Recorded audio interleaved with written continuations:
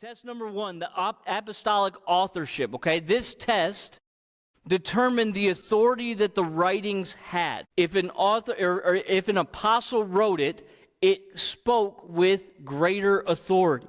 And this speaks specifically to the time of the apostles, which we would call the first century, after the death, burial, and resurrection of Jesus Christ, around 33 AD or so, and going into about 99 AD. That would be the time of the apostles, okay? It does not mean, however, that the only books accepted were those written by only apostles. At the very minimum, an author had to have some connection with an apostle for it to be considered and to pass this test. This is why the Gospel of Mark is accepted, given his close association with Peter, and Luke is also accepted, his gospel, the book of Acts, and some would argue his involvement in the authorship of Hebrews, okay, because of his connection to the Apostle Paul, all right?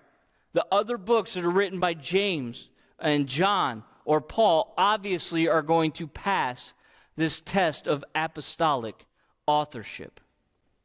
And then we move into test number two, acceptance from the original churches. All right, what is meant by original churches? We're talking here about the churches that are established shortly after Christ's life, ministry, death, and resurrection. What we read about in Acts and all throughout the New Testament as Paul's going on these missionary journeys.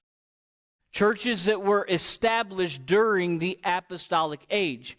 The letter's inclusion in the canon is proof that the writings were beneficial to a large number of churches, that they were acceptable and could be beneficial to a large body because they were accepted by the original. And then the third and the final test is the consistency with the undisputed books that were already included. Okay, so the apostolic writings of people like Paul and Luke and Mark and Peter, Matthew, John, James, Jude, they are all consistent with one another. And while there does maintain a wide gap of diversity in the styles and in what they write, they are internally consistent and not contradicting one another. So while James, which has come under a plethora of disputes as far as whether it should be included in the canon or not, may seem to contradict Paul's message in Romans that justification happens through faith alone, a conscientious reading of James would show that consistency with Paul's message when he specifically claims that we show our faith through our works.